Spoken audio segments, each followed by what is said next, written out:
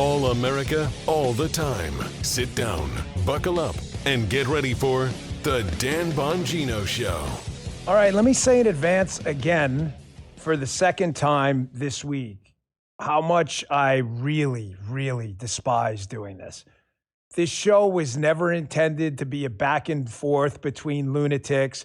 It was intended to go after the left and intended to be informative. I've said 1,000 times, Hat Tip Boogie Down Productions. The show was meant to be edutainment. You can look that up. Educational entertainment. It's succeeded for 10 years because we never get into this back and forth. I've said to you 1,000 times, ask audience archivist Judy, how I don't like Republican on Republican political violence because the opponent is so much more dangerous. However, if you're going to go public on a show and accuse me and the president of basically a federal crime of obstruction of justice and claim you have the texts and then somehow forget that I have them too,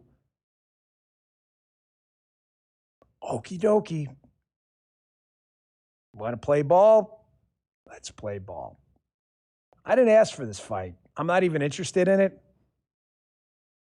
But Nepo baby Tucker and his loser life zero of a brother, unlike him, I'm not going to throw out unfounded allegations. I don't know. Is he getting foreign money? I have no idea. I wouldn't say if I don't know it.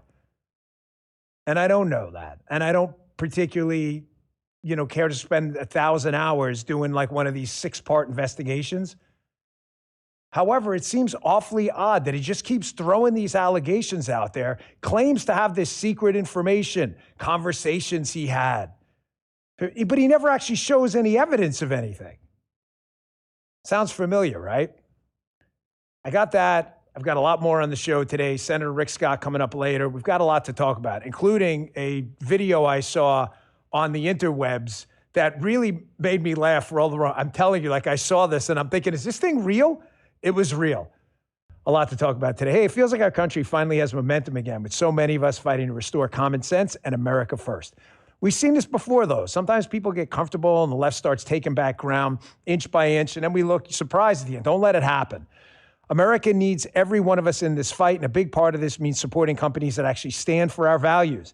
That's why I'm proud to partner with Patriot Mobile. Patriot Mobile gives you premium, priority, nationwide service on any of the 3 major U.S. networks, so you get the coverage you need, plus unlimited data plans, mobile hotspots, international roaming, and a 100% U.S.-based customer support team behind you. I use Patriot Mobile, so does Paula. We love it. Switching's easy. Took Paula under 5 minutes. Keep your phone, keep your number, activate in minutes. But Patriot Mobile is so much more than a great wireless service. They supported a growing movement of Americans defending faith, family, freedom, and the future of this amazing country. Love Patriot Mobile. It's a great service. They donate millions every year to organizations fighting for our freedoms. Go to patriotmobile.com/Dan. Do it today for great mobile service from a great company, or call 972-PATRIOT. Use promo code Dan for a free month of service. That's patriotmobile.com/Dan, or call 972-PATRIOT to make that switch today. Today's show also brought to you by another one of my favorite companies. You want some mouth-watering deliciousness? Omaha Steaks. Go to omahasteaks.com today. I used to grab whatever protein looked decent at the grocery store. Many nights you cook it, add some seasoning. You're just hoping for the best. Stop hoping. Go with Omaha Steaks. It'll completely change the way you look at everyday meals. The first bite, you can absolutely 100% taste the difference. Juicy, tender, packed with real flavor. Now my meals feel upgraded without any additional extra effort. I've grilled their filet mignons and pan-seared their top sirloin fillets. They're incredibly tender, juicy deliciousness like you haven't tasted before. Even quick dinners feel elevated. What really sold me is the convenience of it. Everything arrives perfectly portioned, vacuum sealed, so there's no waste. Tastes fresh, tastes great, something to get ready quick. With flexible ordering and fast delivery, it's easy to stay stocked and skip last-minute store runs. Justin's a huge Omaha Steaks fan as well. Never settle for grocery proteins again. This year, get Dad the tender, flavorful proteins he deserves for Father's Day coming up on June 21st. Shop the specials, order the perfect gift in time for Father's Day at omahasteaks.com. Get $35 off when you use promo code Bongino at checkout. That's omahasteaks.com, code Bongino. Terms apply. See omahasteaks.com for details. Thanks, Omaha Steaks. All right, fellas, let's go. Again, I hate doing this. And let me also get on the record here.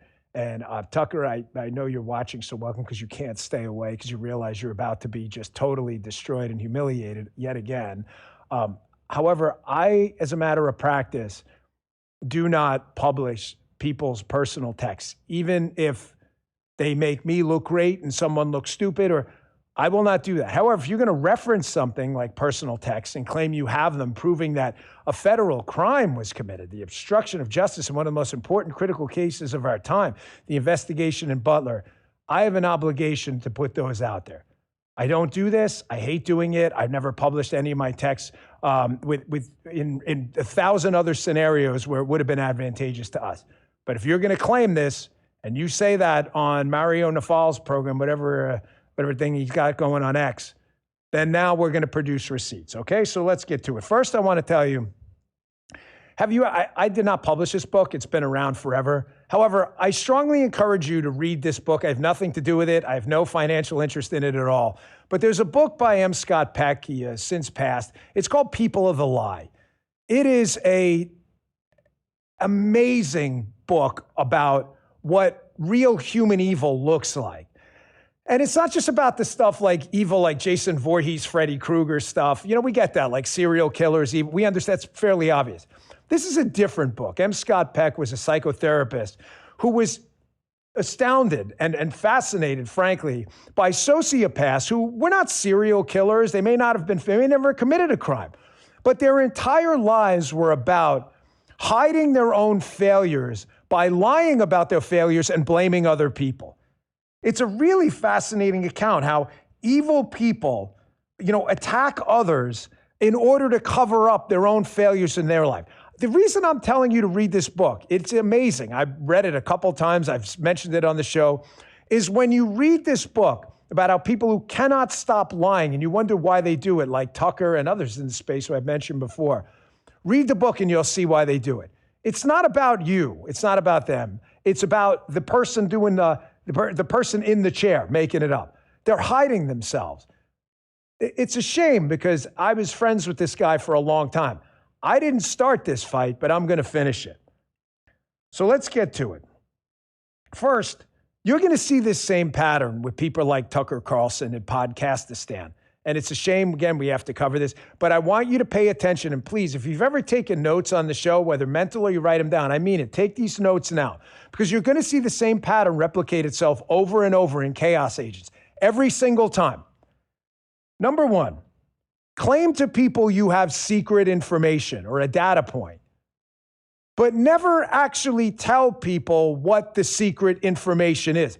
I heard on a phone call, someone told me, I'll release tomorrow, coming up soon, what's going on in this case.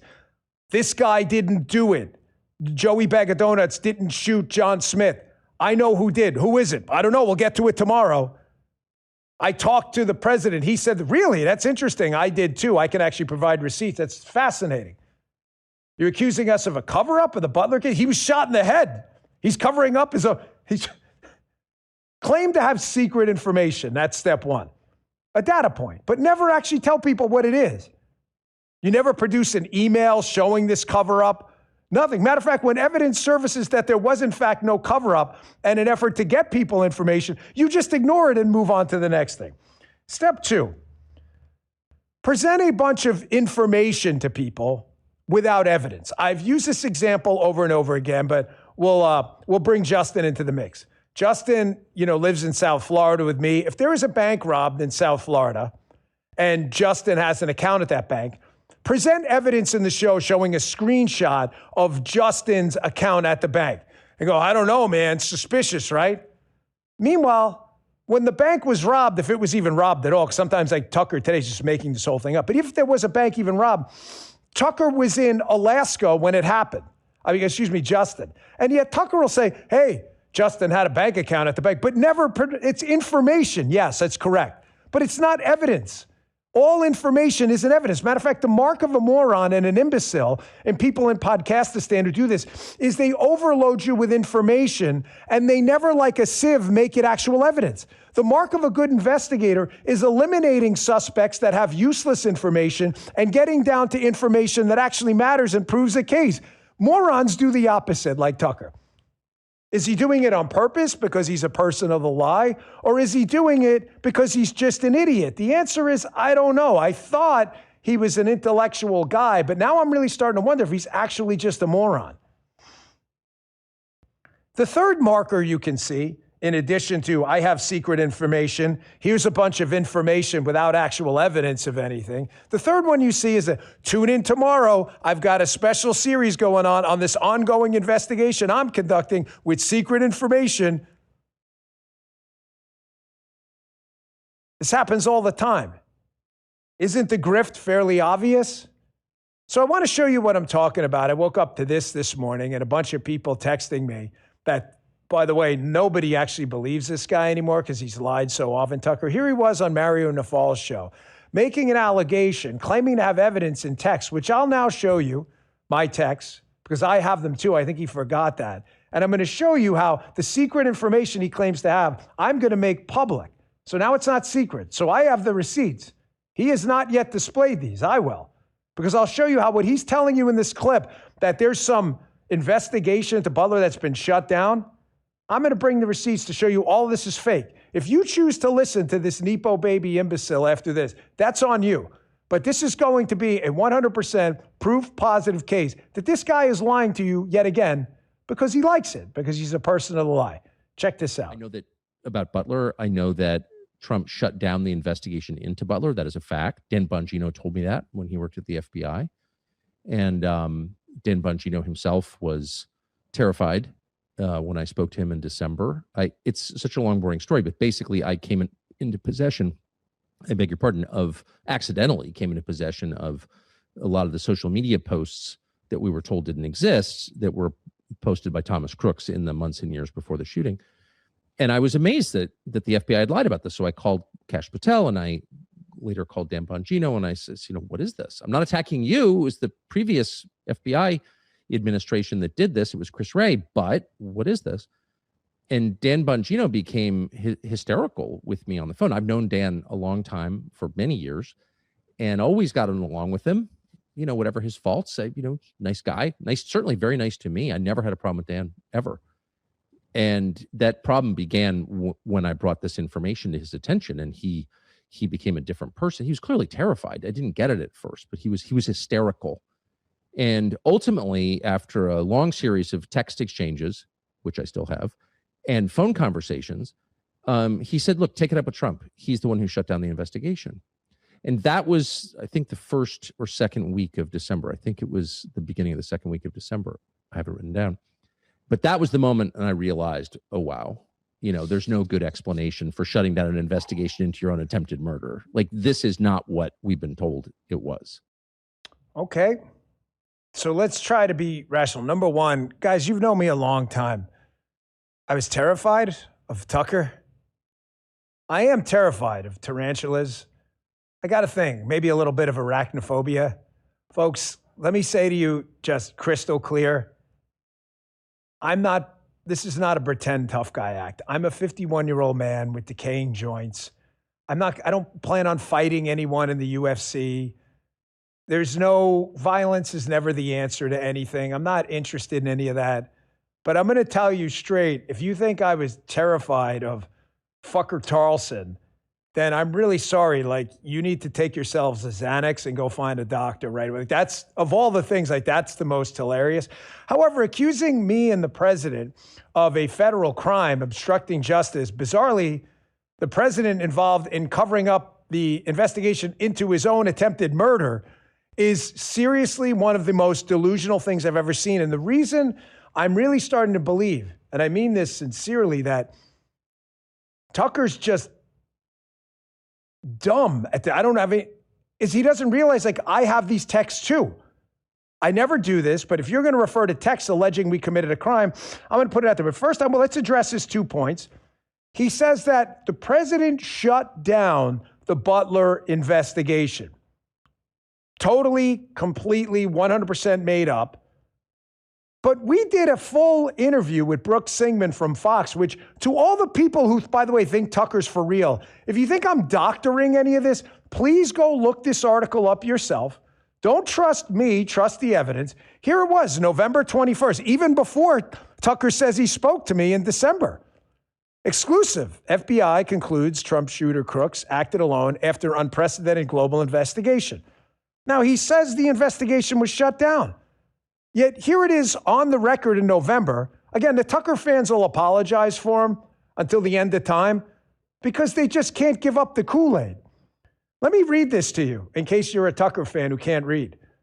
The case, that's the Crooks case he says was shut down, currently sits in a pending inactive status. Wait, keep this up. Andy, does that say the case is closed? Andy's shaking his head. Jasmine, does that say that? It does not. No. It says the opposite. This is before Tucker claims he talked to me. But the official, this is one of the investigators, called the investigation one of the largest mobilizations of FBI resources in history that continued to this day. But keep this up, guys. Tucker just made a claim that he has texts that I told him President Trump shut down the investigation. So we lied to Brooks Singman in November?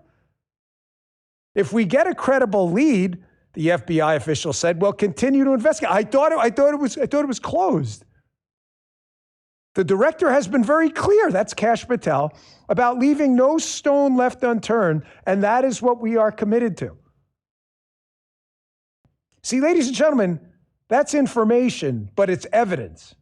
It's not information pollution. That is actual evidence right there that everything he's telling you is just made up. But you may say, well, Dan, he claims he has texts of you saying otherwise. Well, we'll get to that too. But it's kind of weird how I would say something, because I have dignity and I don't lie to people, that I would say something in a text that I wouldn't say publicly on the record. Someone would just put the text out, right? Don't worry, I'll get to that. Again, he also said I was terrified, which is so laughable. If you believe that, I got a bridge in Martin County to sell you real cheap, maybe $1. So you want to see the text? I'll show you the text. Here's my exchange with him when he brought up the fact that the prior deputy director had said that there was no online footprint, which was a mistake. He said that was the prior leadership.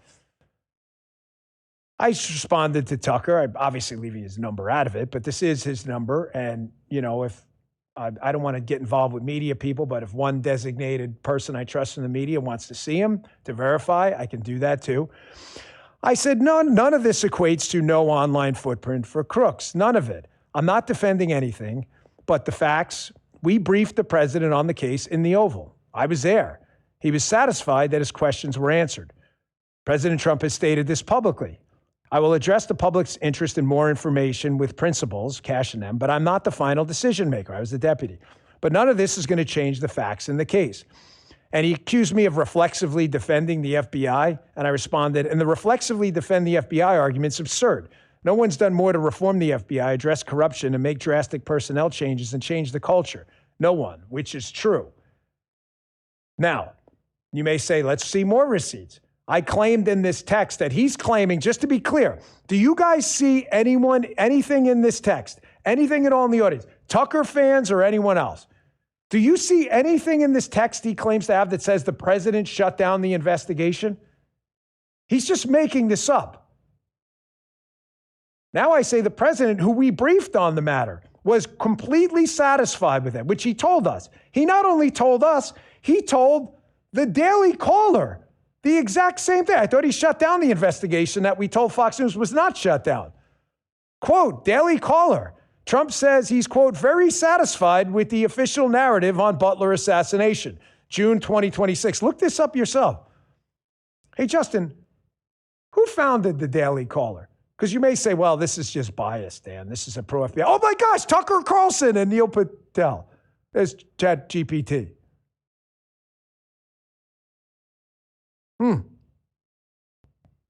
Here's another text where he claims the opposite. Again, he has secret info. He claims somehow that the president told him otherwise. Weird, like he never said that to anyone else but Tucker. It seems like Tucker always has this secret info no one else has. Here's his response.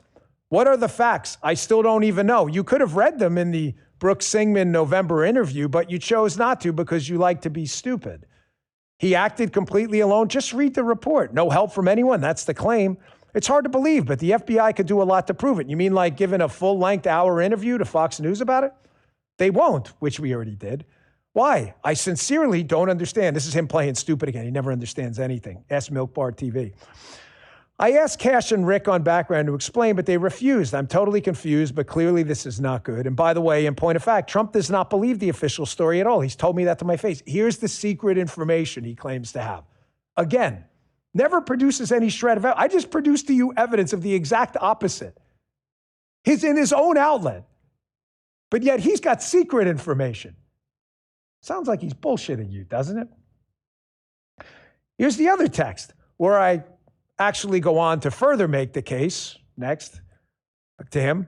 He said, I hope you had the chance, Tucker said, to see the piece on Crooks. We received some information and are planning a detailed follow-up. Is there someone I can talk to at the FBI before we do? Thanks. I said, I saw it, and that you seem to believe that Cash and I, who are longtime personal friends with the president, are involved in some sinister cover-up is absurd. I thought he said we were covering it up. Yet in my text, leave this up, guys, I'm saying the exact opposite, Justin, am I not? It's almost like he's bullshitting you again. Is the president in on it too, I asked? He's one of the victims. He's told us repeatedly, as he said publicly, he's satisfied with the effort Cash and I put in. The president's a victim in a federal crime. And when he's ready for us to release more information about this crime, then he'll tell us. I suggest you give him a ring and tell him you want more. Let me know what he says. He's a member of the media. People call him all the time. Which we went on to give more to Fox News and gave him a whole interview. Here's the next one. This is the whole exchange. And he claims it's not personal, which it's always personal with Tucker. He's just envious of everyone else because he's a person of the lie. I said, it is personal. Stop playing games and be honest. You're suggesting that the FBI, Cash and I currently lead, is deliberately misleading people. I watched the video talking about his. It's ridiculous. We exhausted every lead in this case and our conclusions stand because the evidence backs it up. What possible motive would I have to cover up the evidence? Money? That's hilarious. Fame? Clicks? Make it make sense to me. I stated in the last text on the disclosures that the president's a victim here too. He was shot in the head. When he wants the public to see more information, he'll let us know. We meet with him weekly. He's happy with our work on this. Call him if you disagree. He will hear you out. I'm telling him again, go call him. Go call him. You know him. Now, proving to you again with even more receipts that the president and the administration were content with the investigation and it's pending, still open, but inactive because we haven't had leads that panned out anywhere. Here's the president in a Fox News piece and the White House confirming yet again the exact opposite story Tucker's telling you, that there's some organized cover-up. He's just making it up, folks. As for Trump, Fox News, November 21st, Brooks Singman. As for Trump, he told Fox News' Brian Kilmeade that he has, quote, confidence in Cash, a lot of confidence, and the DOJ. They're giving me reports, and the reports are seeming to balance out. So I have confidence in these people. I wasn't confident with Chris Wray, but this group, it's a different group, Trump said. It's Cash as opposed to Wray, and I have confidence in Cash. Tucker just said there's a big sinister cover-up. Trump was in on it.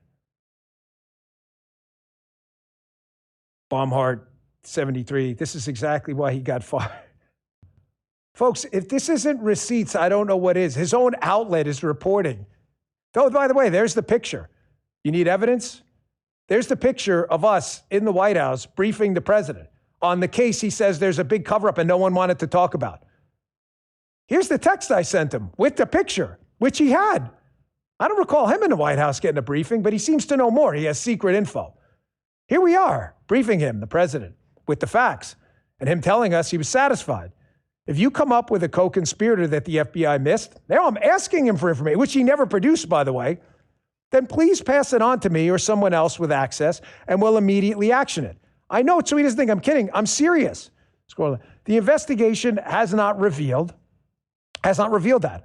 I'll follow up with him as well, see what else he needs clarification on, the president. Because if what Tucker was telling me was true, that the president needed clarification, which we hadn't heard from anyone, the president, the White House, or anyone, then it was weird that they never told us. Matter of fact, when we followed up and asked again, they said, no, we're good. But Tucker has secret information. He's yet to produce. He's yet to produce.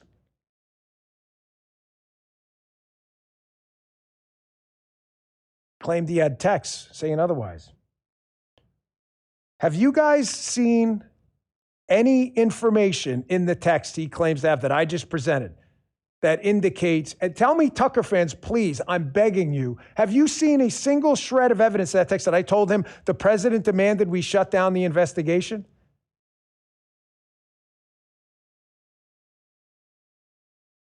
if this doesn't end this guy's credibility, you're wasting your time. You're just being like, this guy's no different than Rachel Maddow. We're going to produce evidence tomorrow. Trump cheated on his taxes. We're going to produce evidence tomorrow of the Russia hoax. And you notice it never comes? He just made the whole story up. Now I see, media covering it. Tucker says the president is basically obstructing justice. He's accusing the president of a crime.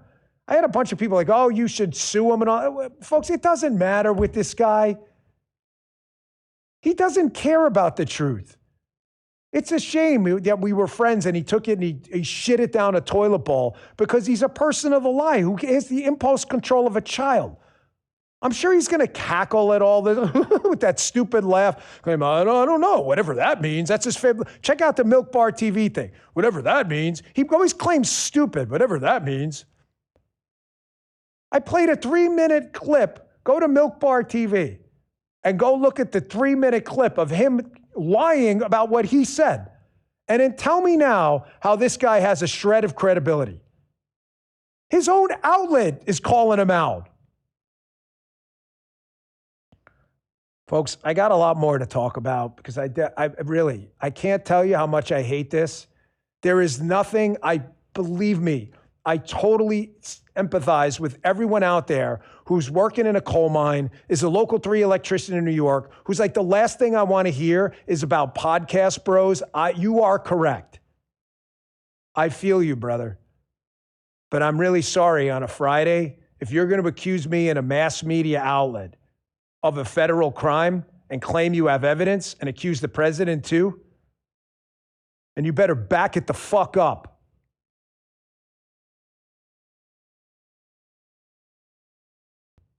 I want to end with this, because this is who Tucker Carlson really is.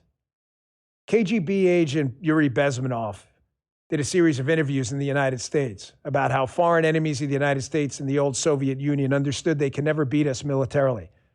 So they always understood they could use chaos agents on the inside, overload people with information, but never present evidence. And so nobody believes anything anymore.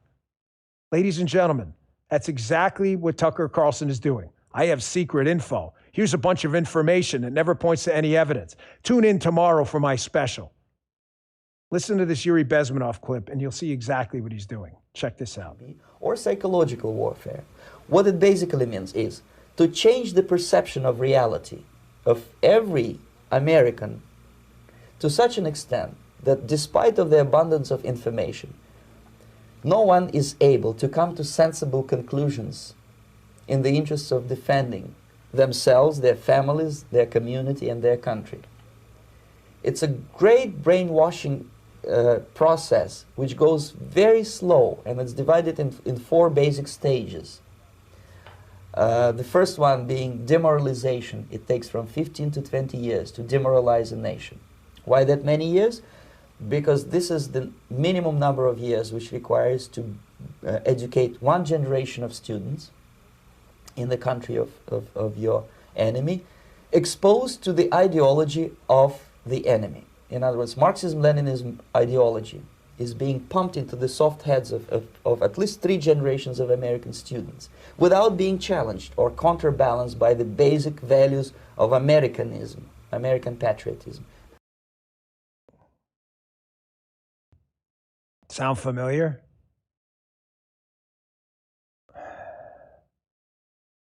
I really, really, really hate to do this. I dealt with a lot, the FBI. It was the proudest year of my life. Told them I'd give them a year, gave them a year, went in there, did the best job I could. I changed nothing. There are a lot of disagreements, a lot of reporting about this now, about disagreements and private conversations. Disagreements happen at that level all the time. You're dealing with the nation's problems. You're dealing with the nation's problems and the most severe problems. And you don't just get to ice one out. You have to be master of all trades, jack of none. He didn't volunteer to step up and do it. He just likes to sit on the outside and lie about things. Now he'll move on to the next fake scandal next. All right, I've got other things in the news because there is a real enemy out there, and that's the collectivist socialist left, the Antifa, BLM, SPLC left that's been organized for years against us. And a video I saw I thought it was a joke. I really did. I thought it was an AI joke, but it's real. It's by someone from that left who wants to make sure they collapse the economy of the United States. Don't laugh with the video, though. Right? This thing is real. He actually did this thing. Quick break, and we'll get to that. Hey, quick question. How much control do you actually have over your money right now? Technology's changed everything and how it's changing how money works. You've seen it. Crypto started as a niche, but it's gone mainstream. Faster payments, more control, fewer middlemen. It's not hype. It's just where things are going.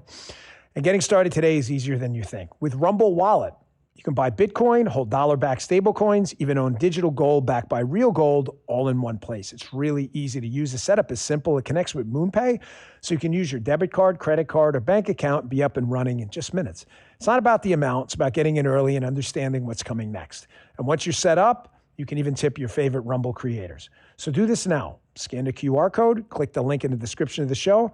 Just go to the App Store and download Rumble Wallet. It's that easy. From there, you can set up your wallet, tap buy, and you're in the game. Go to the App Store, download Rumble Wallet today, and take control of your money. Get started with Rumble Wallet today. Rumble Wallet's a technology provider only, not a custodial service. See terms at wallet.rumble.com. Thank you, Rumble Wallet. I use it. It's great. Today's show also brought to you by Ammo Squared. We're really happy to have, we're big supporters of the Second Amendment, Ammo Squared. Visit ammosquared.com today. Do you remember the great ammo shortage of 2020? I do. Store shelves were empty, online inventory disappeared overnight, and if you waited until you need ammo, it was already too late. The lesson was simple. Be prepared now. Don't wait. Once a crisis happens, you're looking at empty shelves. That's why more than 190,000 Americans have turned to Ammo Squared. Since 2015, Ammo Squared has helped gun owners steadily build their ammunition reserves without the hassle of chasing deals, watching inventory, worrying about empty shelves, or making large purchases all at once. Here's how it works. You choose your calibers, set a budget that works for you. Ammo Squared automatically buys and stores your ammo over time. Your stockpile grows month after month and ships whenever you're ready. This is a fantastic service. Highly recommend. No minimum orders, no storage fees, no need to spend hundreds of thousands of dollars up front. You know I love preparedness, whether you're a shooter, hunter, competitor, or simply someone who believes in being prepared. Ammo Squared makes it easy to stay ahead of the next shortage. Visit ammosquared.com today and start building your ammo reserve the smart way. Join over 190,000 members and thousands of five-star reviewers who are taking responsibility for their own preparedness. That's ammosquared.com, ammosquared.com, ammosquared.com. Must be 18 or older and not prohibited from possessing ammo. Must be 21 for handgun ammunition. Thank you, Ammo Squared. Good to have you on board. We appreciate it. Check them out. So just first, before we get to that video, President Trump last night on True Social announced who he wants his permanent pick for the Office of Director of National Intelligence to be. I didn't want you to miss this. It was Jay Clayton. Jay Clayton knows his stuff. Jay Clayton's a very successful lawyer. He works up in SDNY, Southern District of New York. Very competent guy. Support the pick. The DNI needs massive reform. As I said yesterday, I just hope they give Bill Pulte a shot in the acting spot. I think he'd be a good change agent with an outside perspective. But, you know, people freaked out before he even did anything. But I think Jay Clayton's going to be a good pick that's going to get some decent support. So we'll see what happens with that. So I wanted to update you on that. So he's doing it again. Who? Tucker? No, not Tucker.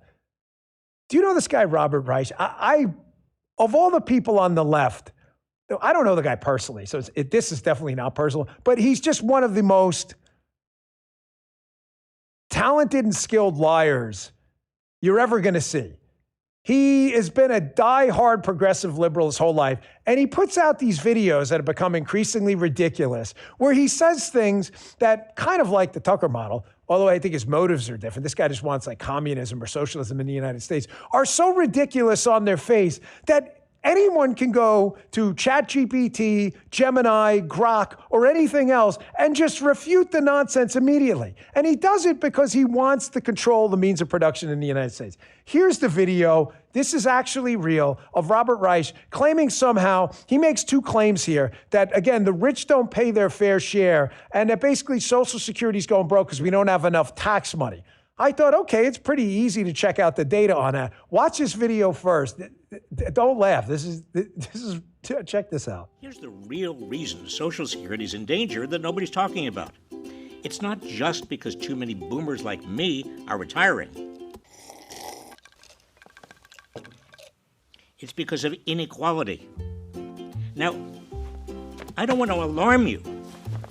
Social Security is still helping us oldies enjoy our golden years, mostly on the pickleball court, but only for so long. Social Security is one of the most popular and successful government programs ever created, not only helping retirees, but it's also keeping 26 million people out of poverty.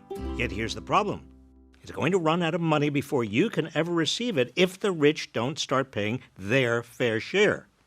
The trustees of Social Security, of which yours truly was once a member back when I had thicker hair, say the program will only be able to pay full benefits until 2033. Justin just brought up a fascinating point. Are those Velcro shoes? Do they even make those anymore? I mean, you could probably sell those on eBay or an auction site for a small fortune. Maybe some Velcro. Those are Velcro shoes, right? Capitalism at its finest, the old Velcro shoe. By the way, it wasn't a terrible idea either. What happened to the Velcro shoe? Someone should bring those back. They're one of those big sneaker companies, Adidas or whatever. So Robert Rice's videos always go viral because lefties love them because he tells them what he wants to hear. Again, he presents to you information without evidence. Common tactic, right? In this case, he doesn't claim to have secret info. He just hides the real information. He claims, I have information. My information is this. Social Security is going broke because we don't have enough tax money and the rich don't pay their fair share. So again, I don't want to be accused of any right-wing bias. And let me just bring up, this is why the lefties in the government hate AI. They hate it because they know artificial intelligence, if it uses reason, will tell you the truth and they're not going to be able to lie to you anymore. There'll be instant fact check. I just went to ChatGPT. It's not some right-leaning company. And I asked some simple questions like, what's U.S. government tax revenue by year? Because he's claiming like we have a tax revenue problem. So let's just go over the last decade. Tax revenue must be shrinking. I mean, he implied that in his thing, right? We just don't have enough tax revenue to pay for Social Security. Not the fact that the government took your Social Security money and wasted it, which is the real truth, okay? So here it is. Thank you, guys. They list the government tax revenue over the past decade. Okay, 2015, 3.2 trillion, 3.2, 3.3, 3.3, 3.4, 3.5, 4.047. Hold on, guys, this is going up. Reich said it went down. You got the wrong chart. No, Justin says this is the right chart. It's going up. 4.897, 4.41, 4.9, and then look, 2025 record tax revenue of 5.2 trillion. Even ChatGPT in the trend says revenue grew from 3.5 trillion in 2015 to 5.2 trillion in 2025, an increase of roughly 61%. Jasmine, that sounds like a big deal. An increase, correct? Correct. Is Robert Reich making it up? Yeah, of course he is. He's claiming he has this information out there, but when you actually ask the interwebs about there to give you the information he claims to have, it says the opposite. Tax revenue's gone up dramatically, 61% over the last 10 years. Again, to the liberals watching the show, just like the Tucker fans out there, I understand like when the truth kicks you in the balls that you just give me more Kool-Aid. I understand. I get it. But one day, the truth reckoning is going to come to you. And when it does, you're going to be really embarrassed. There is nothing worse than having a true believer see the wizard behind the curtain. Nothing. You watch it fall apart for them completely. They trust nothing going forward. Then he made the claim in this viral video that, again, wealthy Americans don't pay their fair share of taxes. Folks, make the case that you think the wealthy should pay more, whatever. I don't agree with you. I think it should be in the free market economy. We could build jobs. But stop bullshitting people that they don't pay the overwhelming majority of taxes. If anything, it's unfair. They pay almost all the taxes. What are you guys putting in there now? ChatGPT, what percent of U.S. tax revenue comes from the top 10%? Oh, what does it say? It says tax revenue. If you're asking about federal income tax revenue, the top 10% paid about 72% of all tax revenue, according to the IRS data by the Tax Foundation. Wow. 72, so over 7 out of every, or $70 out of every $100 collected in tax revenue is from 1 out of 10 people? So Rice is bullshitting you again. Folks, I bring this up because, again, I'm just getting exhausted as I age, just constantly trying to just rebut nonsense that's so easily refuted. If you, not you in my audience, I'm talking to the liberals out there, if you would just ask basic questions, all you have to do is look it up. You don't have to do, when I went to college at CUNY and then at Penn State, okay? You used to have to, just this B-roll is great. Like this is just the greatest thing. If you're missing this on Apple and Spotify, please just check it out. This is just classic. You used to have to go to the college library, pay money for microfilm, search through the microfilm. You can legit go to your phone right now and ask Grok any of these questions, and in seconds, you're like, wow, these guys are lying. Yes, they're lying. Folks, I feel genuinely bad that the government sold you a retirement plan, took your money, and then spent it. If any fiduciary were to do that, Morgan Stanley, any major bank were to take your money, say, we're going to put it in a retirement fund and invest in your future, and then go spend the money, they'd be in jail. Yet the government does it, and it's considered a benevolent cause. The government's own people are telling you the Social Security system is broke. The whole trust fund is a scam. I'm sorry to have to tell you this, but I'm not going to be the wrong side of this when seniors who busted their ass and created the greatest generation, I adore you. You worked in a much harder time than we did. Some of you fought in Vietnam. We're living through the last days of World War II and those people. These people fought they built this country. They didn't have flat screen TVs, food everywhere, GLP-1s. They busted their ass and the government bankrupted them. Here's an article in the Wall Street Journal yesterday about exactly this. There's no trust fund.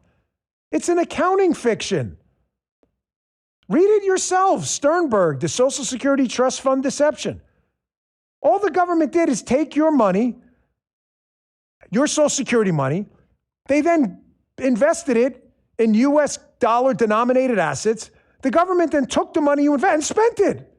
It's just an IOU. It's you borrowing money from yourself, saying you owe yourself money, and writing IOU and then saying, this is my asset, the IOU. Folks, the joke of this whole thing is a bunch of people out there who are constantly calling out, you boomers, you suck. Man, I'm getting tired of this bullshit too. I've said often, I'll say over and over because I mean it. So all the young kids out there fascinated with politics who listen to the show, I love you, man. You tautologically are the future. To the seniors out there who lived a tough life and built this country, the bricklayers, the police officers, pilots, people in our military, I adore you. I have no class-based or age-based chronological animosity towards anyone. Everyone's got a role. Gen X, Gen Y, Gen Z, our seniors, all of us. But the whole argument out there that, I see a lot of these young liberals make that, you boomers are screwing us over, but we love Social Security, is kind of ironic because you're the ones who are going to have to pay, put up screenshot too, for the government spending senior citizens' money they paid into the system. Sternberg just notes this accounting tautology, that all this crisis talk is designed to frighten lawmakers into acceding to the left's preferred high tax, high benefit solution before anyone has a chance to think about it, and prevent younger voters who will bear the brunt of the taxes from noticing what's going on.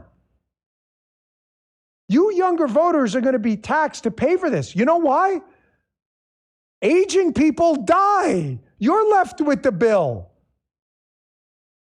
Everyone walked out of the restaurant but you. You're the one getting scammed. Boomers. Then you support a program that's screwing you over right now because the government shafted you. It's embarrassing you're falling for this. I'm trying to help you, man. You want a massive tax bill in the future? Folks, I don't need Social Security. Let me be on the record. I don't want it. I don't need it. Middle class working folks, upper middle class folks who paid in, I don't want it. They don't even want that. You know why? Liberals will never vote to make Social Security means tested based on means. You know why? The old adage in D.C., a program for the poor is a poor program. They want everybody bought into this failed system, so when the system breaks, everybody cries out at the same time. They don't want a program only for the poor because they know it's not a large enough constituency to keep the scheme going. That's just a fact. Folks, I'm just trying to help you, man. You can kill the messenger all you want. Old people got screwed. Soon to be old people got screwed. And younger folks are going to get screwed the most. And yet, when you don't have any results to speak of, what do? You go put out stupid videos. You have zero results. You never produce a suspect in any of your coming soon, coming tomorrow, any of that. You never produce a fix for this program that's been broke forever because of big government spending your money. So when you don't have results, what do? You run on bumper stickers, coexist, tolerance, this guy's corrupt, that guy's corrupt.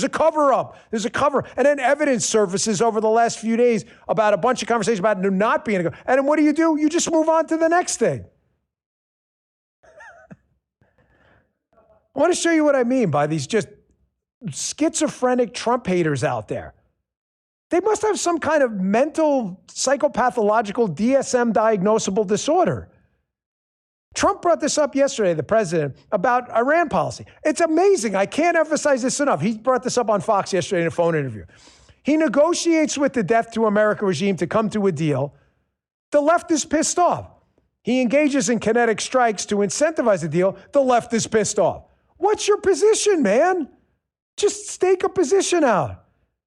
He brought this up yesterday on Fox. He's like, if they waved the right flag and we love Allah, whatever, all of a sudden the left would be complaining about that too.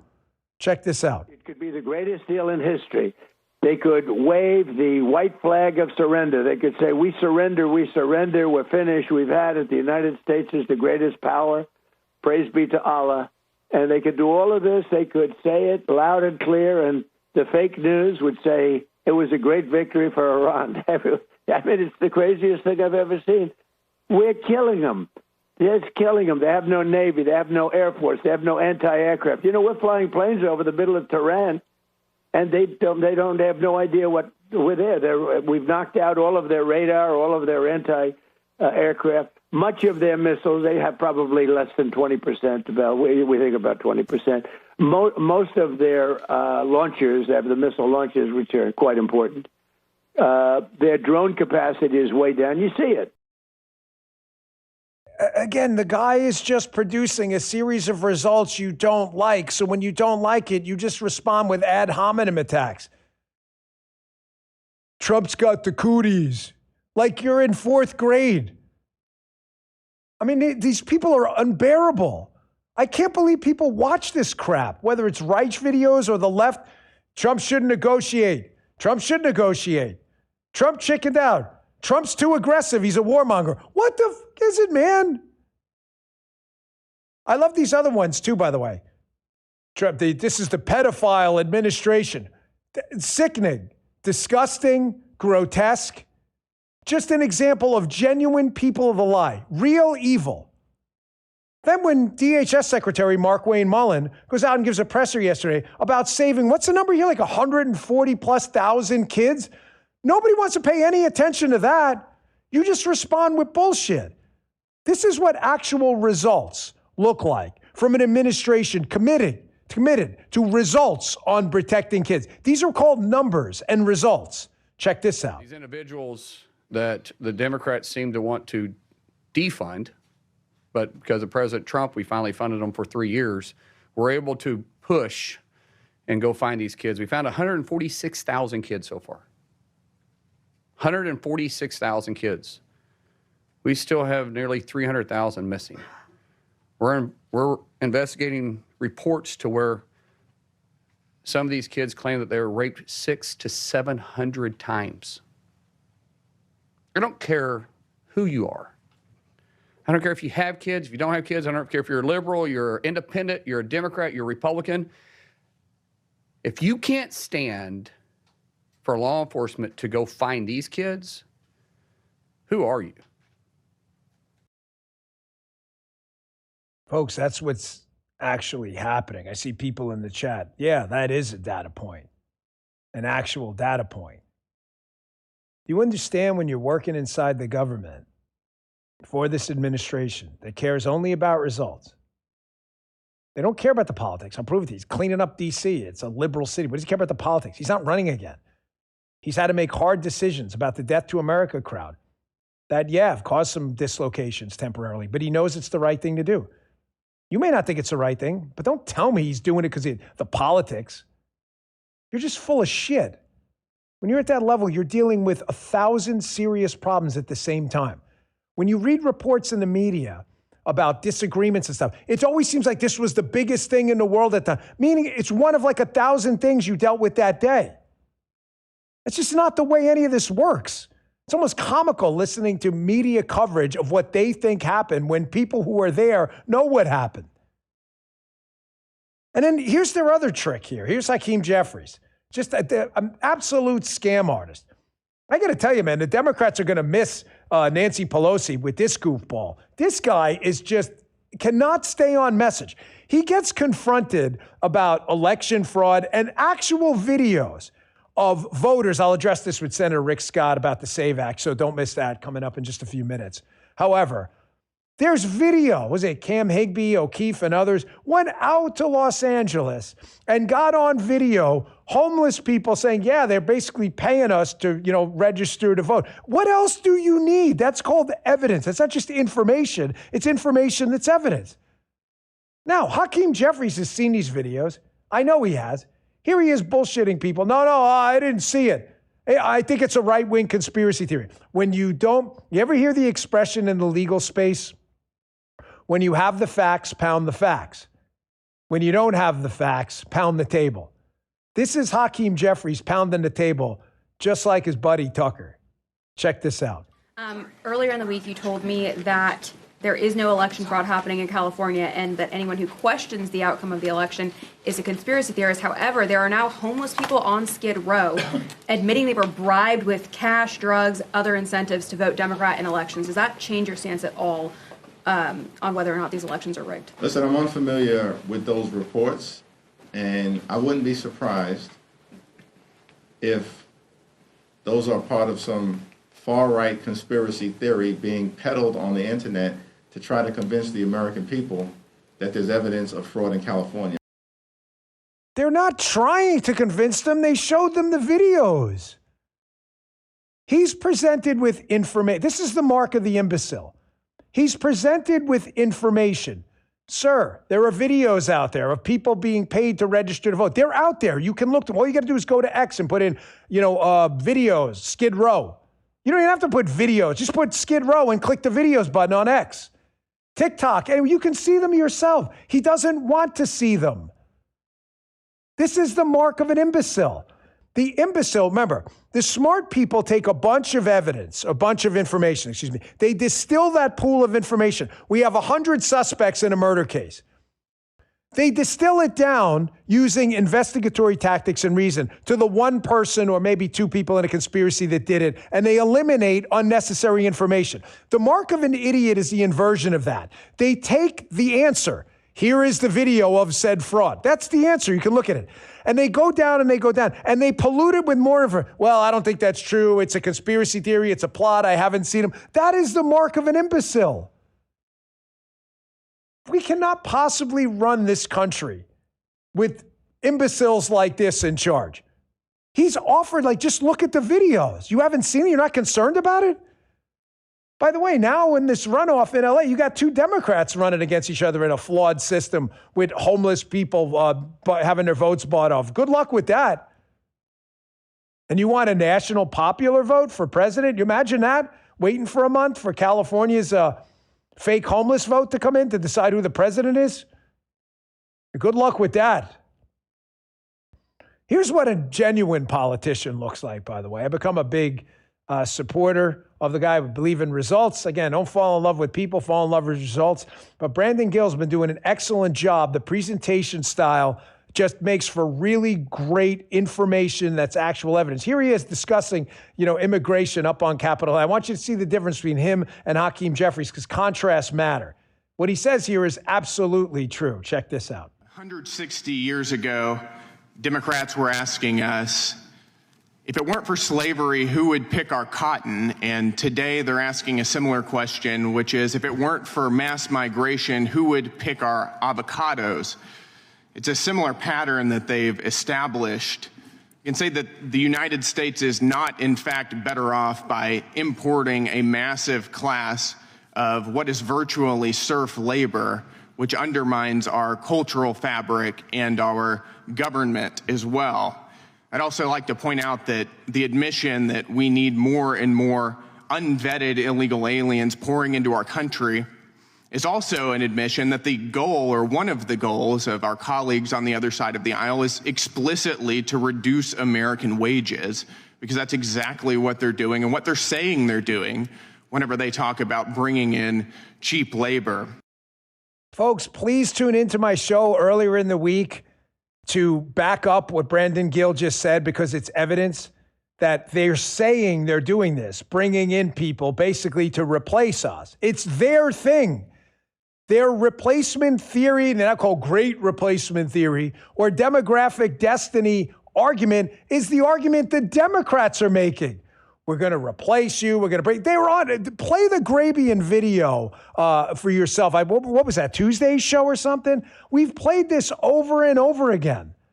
This is what's called evidence. Evidence are the subjects in the case, the Democrats, claiming we, the Republicans, are engaged in some racist replacement theory. And yet the evidence, when you play the Democrats talking, is that they're the ones talking about it. When we mention it, we're talking about your theory. What was it, Tommy Boy? That's your theory. That's it's called evidence, bro. That's what reason looks like. You're making a claim. You're making a claim. Republicans are racist. They don't want immigration. None of that's actually true. I'm married to an immigrant. We want legal immigration. Here, this is the one. This is it. There's Chuck Schumer saying, hey, racist, Republican, racist, replacement theory. And then his video goes on and on. Joe Biden talking about, we're going to be replaced. We're going to replace you. It's going to be an endless stream of immigration. This goes on, by the way. I used to play this on my radio show, Producer Jim. This video goes on for like 20 minutes or so. MSNBC talking about it. All right, they get the point. There's Univision, whatever. Folks, facts matter. I think this show has proved that. Well, it's Friday. I got Senator Rick Scott coming up. We're going to talk about things that are really, really pressing right now.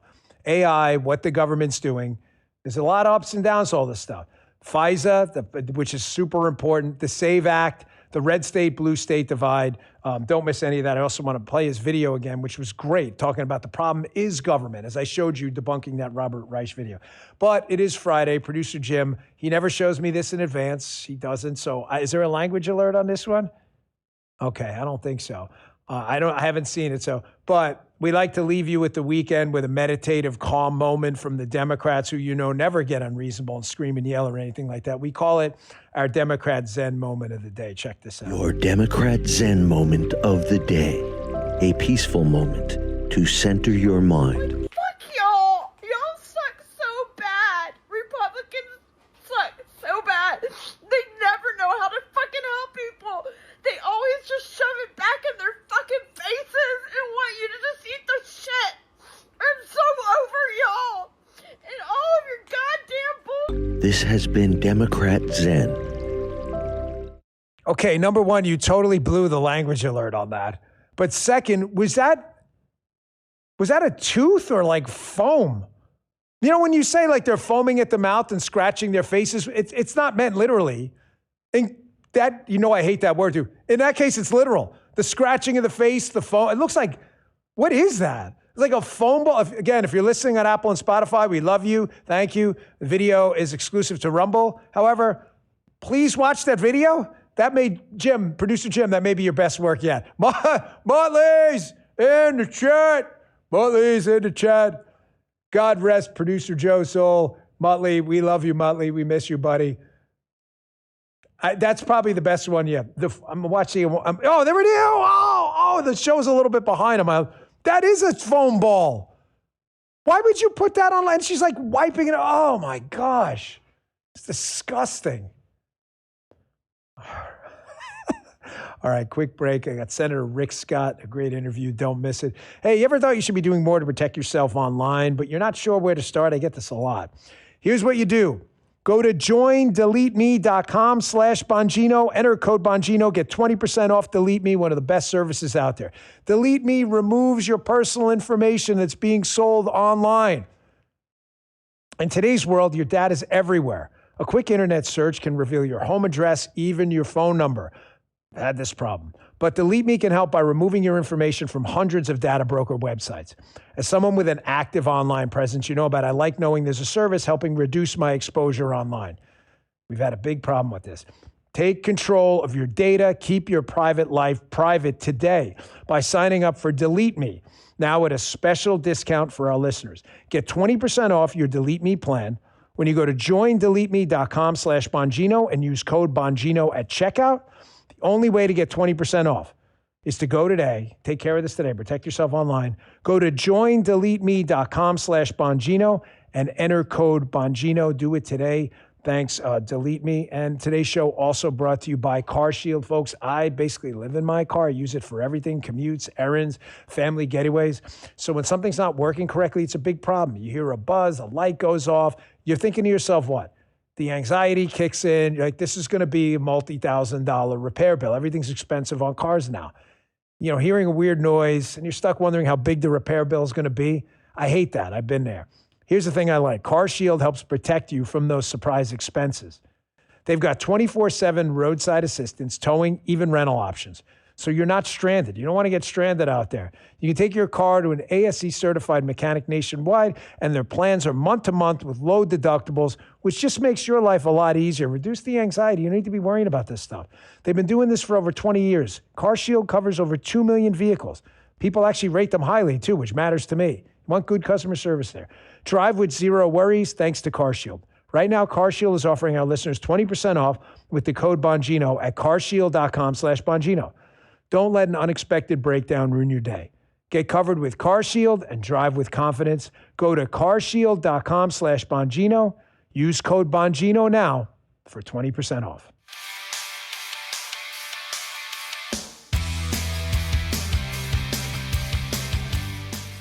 Welcoming to the show, Senator Rick Scott. He's done an amazing job. He was the governor down here in Florida. He was kicking butt and taking names, and now he's a U.S. Senator down here. We got a lot to talk about. I played one of his cuts yesterday. Senator, welcome to the show. Great to have you. First off, congratulations on your success. I love to see people succeed. It's so much fun. Oh, thank you. Well, I know you're a businessman yourself, so it's a meritocracy in business. Either produce value or get out of the business. I want to just play an abbreviated version of a clip I played of you yesterday.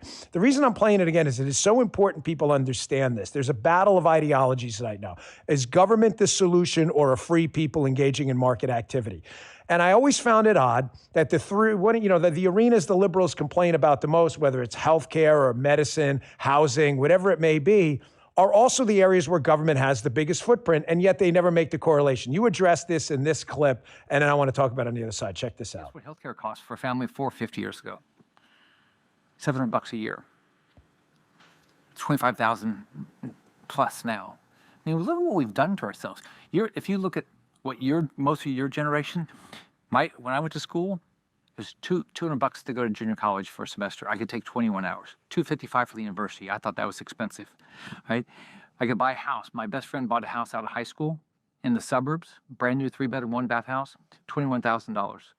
That house is 50 years old. I think it's $300,000 now. They've killed you. They've destroyed look at your student debt, your cost of education, your cost of healthcare. You know what a brand new car cost back then? $1,625. So you know what's done all this? Government. Government spending $2 trillion year after year after year. I mean, we're going to have $2+ trillion worth of new debt. Inflation is not going away. It can't. Senator, this was a brilliant analysis. When you intercept a person offering a product or service from a customer and they don't negotiate on what it's worth, and the government tries to steal other people's money to pay for it, you get out of control costs every time. I wish people would just make this connection. Well, government's done all this. If you look at just in my lifespan, I mean, cost of a new car is $1,600. But it's at least 20,000 now, right? Maybe more. Cost of a house. I mean, you could buy a house in the suburb for $21,000, and now probably what in Florida is 350, 400,000. Yeah. I mean, look, it's and then look at education. People, first off, they didn't go get stupid degrees where there's no jobs. You went to college if you're going to be an accountant, a lawyer, a doctor, or a teacher. If you weren't going to do that stuff, you didn't waste your time. By the way, Dan, have you seen the numbers? I think it's 43% of recent college graduates don't have a job that requires a college degree. Yeah. Government healthcare. 50 years ago, $700 for a family for a year. 25,000 now. Yeah. So it's all government. Government's destroying the dream of this country. A kid like look at where you and I came from. I came from public housing, not knowing my dad. Right? I could go build a business. Today, you can't even get started because the permits. My first business, donut shop. I don't think I had to have a permit to open. I think I had to file something. Now it would take months and cost you a fortune. So if you're poor, how do you get started in this country? Yeah, it's so frustrating, and it's you're one of the few representatives, senators up on the Hill that's talking about the big problems like Reagan used to talk about them. You know, the most dangerous words in the English language. I'm from the government. I'm here to help. They never help, and you just have to look at the data. And it's, you know what's scary, you being a businessman too, even when you subdivide the field of healthcare where costs have exploded because the government insists on interrupting the price mechanism. And then you ice out, say, LASIK for your eyes, which is generally not covered by insurance. It's not a coincidence that LASIK is the degree of inflation in LASIK services is nowhere close to everywhere else where the government's involved. Like the example, the data set is right in front of you if you just open your darn eyes, you know? Yeah, I think LASIK's actually gone down in price and the quality keeps getting better. I mean, you look at where government's not involved, quality gets better, service gets better, and price doesn't go up. And often it goes down. Because if you go compete, it gets better for you, the customer. I was governor for 8 years. You wouldn't believe all the business that came to me and said, Governor, you really need to tax us and fee us more. And what they were saying is, we don't like competition. So if you can make it harder for our competition, we'll be better off. I've made this point over and over, how this is why liberal billionaires, there are a lot of them, that more of them donated to Kamala than President Trump. There's nothing they like more than regulations and taxes that ice their other competitors. It's a simple Porter's 5 Forces, Business School 101. Make a barrier to entry. You know what the biggest barrier to entry is? Government. That's why billionaires love big government. That's why they donate to Kamala and not President Trump generally. Almost all of our problems are caused by our government. Almost all of them. It's shameful. Healthcare costs, education costs, housing costs, and then they want to pass more stuff. Oh, here's what we're gonna do. We're gonna subsidize you. So we're gonna take money from you so we can run $2 trillion a year deficits. Then we're gonna give you a little bit of money back. In the meantime, it's a jobs program for government employees. We'll have to have more government employees to monitor the program. Oh, are we going to stop the fraud? No, we're not going to stop the fraud. We're going to allow the fraud because, I remember on the floor one time when I was fighting over what was the PPP stuff. And I don't know if it was Bernie Sanders, but he says, well, if there's a little bit of fraud, that's okay because we'll help some people. No, it's somebody's money. Right. No fraud, no fraud. Every government program is full of fraud. Yeah, no company, a public company, by the way, would be investigated for the SEC for claiming the same thing. And you know it. I mean, you'd be out of business in a heartbeat. You were the governor down here. You did an amazing job. You've also been a senator. Nobody knows Florida better than you. We have a problem in Florida, though. I mean, it's a kind of a good problem, but it is a problem. And a lot of people are relocating to Florida who don't come down here with the Florida kind of way of life, which is pro-business, pro-freedom, Second Amendment state. Now, listen, I am a constitutionalist. Move wherever you want. It's the United States. We're a free people. I love Florida. However, I don't have to agree with you. And I see in the future this red state, blue state divide, which you've lived through yourself here, is only going to get worse with the explosion in AI, the ability to telecommute and work from home. You are not landlocked to a state or a blue city anymore. People are going to start coming down here in droves. It's a great place to live. I'm a transplant here. I adore this place. But this is going to be really difficult for blue states in the future to continue to say, hey, look at this utopia as the U-Haul business explodes in their state. Well, you know what's crazy, Dan, is people are walking away from bad government policy and then they go vote for it where they move. You think, come on, you have to be smarter than this. I mean, lower taxes, less regulation, more freedom, better schools, better law enforcement, job opportunities. That's what you should be voting for. You were a governor down here in Florida. I want to just discuss the SAVE Act from the inside in the U.S. Senate. We're talking to Senator Rick Scott from the great state of Florida, my home state. I've never seen an issue my audience is so passionate about ever. I mean, I've been at this a long time, well over a decade. I get a ton of emails. I've never seen a tidal wave of emails about anything like the Save America Act, because if we can't trust the integrity of our election, Senator, then the fidelity to the Constitution just falls apart. It's just a piece of paper then. Like, it doesn't matter. Our system of government relies on faith in the system, and people don't have it anymore. We have mail-in ballots in Florida, but the system down here is run really efficiently, and fraud is kept to a minimum. You can do it. You can run the system. You have people who can't get out of their home. You have military folks. You can run it like we have, where we cleaned up after the 2000 election. These other states just don't want to do it. So where do we stand on the SAVE Act? And your take, too, on these blue states, there's got to be a reason they don't want to do it. That's because they enjoy the chaos. I can't imagine any other reason. Well, just look at L.A. Look at Spencer Pratt. Right. Spencer Pratt out there, he was in second place. He would have been in the runoff. In the runoff, he should have won because Bass only got like 37% of the vote, and so that means most people were against her. So but after the fact, they found all these mail-in ballots, and then what's come out is that all these people on Skid Row were paid $2 to $5 a vote, and they said, oh yeah, people down here every day just getting our votes. There's paying, signing names, stuff like that, getting our votes. That is called fraud. And it doesn't just impact California, because it impacts, because right now, maybe we wouldn't have to have Democrat senators in California if we had real elections.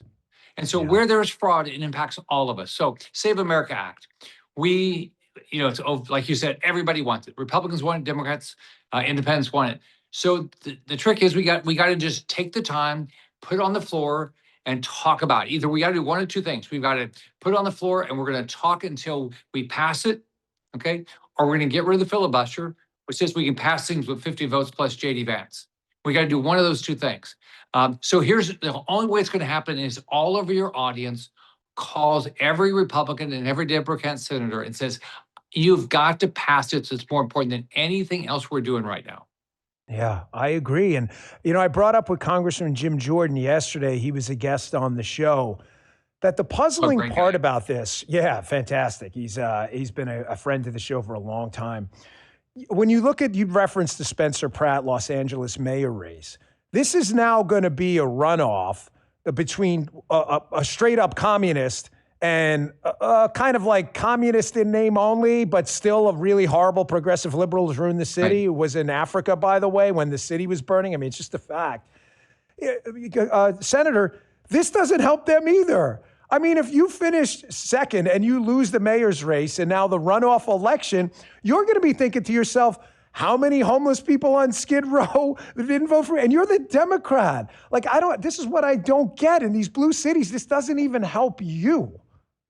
No, it makes everybody say, why am I voting? Why am I wasting my time? Right? Because if it's all going to be fraud, why am I wasting my time? There's plenty of Republicans out in California, but do they really have a vote when you have all this fraud? And then it dilutes our vote in Florida because now we have Democrat congressmen and women and Democrat senators, and maybe we wouldn't if we had a real election. So by the way, it really makes you mad. Yeah, sorry, I didn't mean to interrupt, but this is one of the reasons we have to fight like the Dickens against this national voter compact thing with this. Can you imagine waiting on a presidential election for the California votes to come in? If it was a national popular, can you imagine? Florida's done. Florida election night, 30 seconds after the polls are closed, numbers start coming in, it's done. Florida's clean, right? And then for a month, you don't know who the president is. California still count votes on Skid Row. That is a big no-no. So they're going to get what they need. They find out, how many votes do we need? Okay, that's how much time we're going to put down Skid Row. That's what it looks like. I mean, that's what it looks like, doesn't it? Yeah, it'd be total chaos.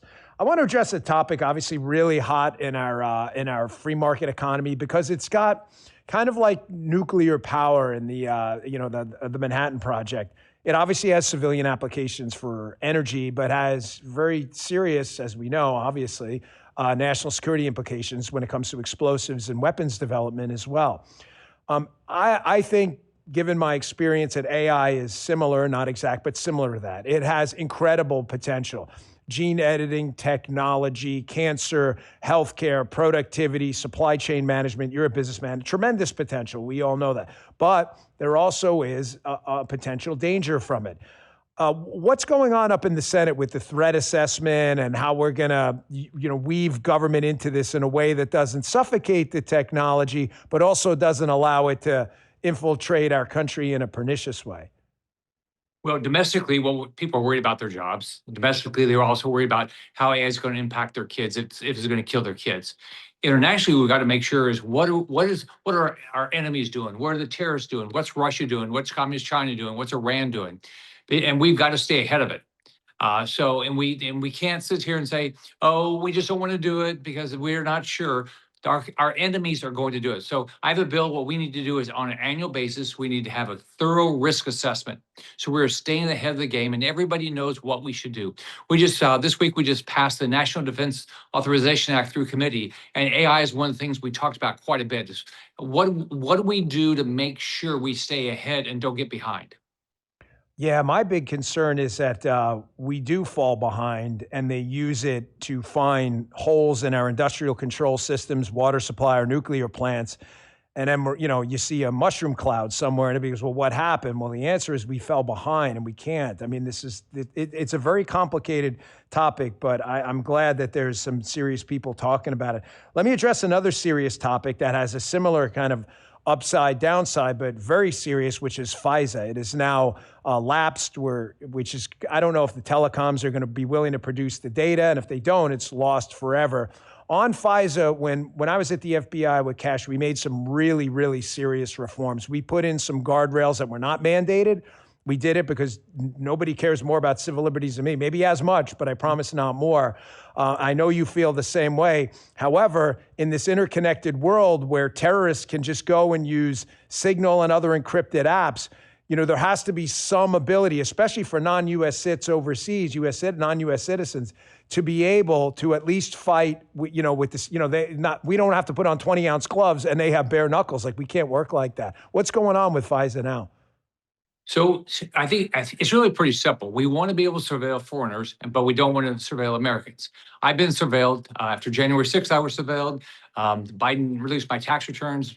Booz Allen did it. Nothing. They've never been held accountable. And then when I built my hospital company, I went against Hillary Care. So the Clinton administration went after targeted my company. So it's happened to me. So if it can happen to me, it can happen to anybody. So here's what we have to do. Sit down. That's what I get so frustrated in D.C. Everybody that has a view, let's all get into one room and take how many days it takes, but let's come up with a solution. We want to surveil foreigners, but we do not want to be surveilled here in our country. There's a solution here. We ought to get to it. Yeah, it's important. Most of the president's daily brief, the intelligence, President Trump, and Hipsy and Sissy that you all use to make critical national security decisions is developed from that material. So the civil liberties component has to come first. You trade liberty for security, you're going to have neither, as the famous adage goes. But we do have to take it serious. Senator Rick Scott, I really appreciate all the work you've been doing, not just in the Senate on the national level, you vote on national issues, but your governorship laid the groundwork for I came down here when Florida, I think you remember this well. Just one last thought on this, because you went through it. If you won an election in Florida by 0.0001% of the voters are Republican, it was a landslide. Now, after your governorship, after 2 terms. Now we have, I don't want to take anything for granted, of course, but we have this nice buffer. So you lived through that. I think it's because you implemented a pro-business, pro-freedom, pro-Second Amendment agenda, and now you're seeing the results of that. So nice work on that. Thanks, Dan. Congratulations on all your success, and thanks for your hard work at the FBI. Thank you, sir. We appreciate it. Senator Rick Scott from the great state of Florida. All I ask, folks, I can't tell you where to go. I am a civil libertarian. Move wherever you want. I'm just asking you kind of as a friend, please don't come to Florida if you're going to vote like you live in New York, where I lived. There's a reason people escape from New York. It's not because it's doing so great, okay? I told you, I was just up there. The vibe is totally different. It was a working class town when I grew up there. Thanks again for tuning in. Again, sorry we had to cover this stuff in the beginning of the show. I really don't like to waste your time, but you're not going to accuse me of this kind of stuff and the president claim you have evidence. And then when I take the actual evidence and show it to the audience, well, I think you know who the liar is now. All you got to do is use reason. Facts will guide the way. Compass true north matters. Remember, don't let the Yuri Bezmenov prediction, don't let it come true. Got Haley coming up at noon, rumble.com/Haley. Vince Colon-Ace, the king of morning podcasting, every day at 8 a.m. Eastern, rumble.com/Vince.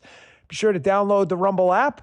It's free. If you want to watch on the web or your smart TV, it's free there too, the Rumble app, rumble.com/Bongino. Just click that follow button.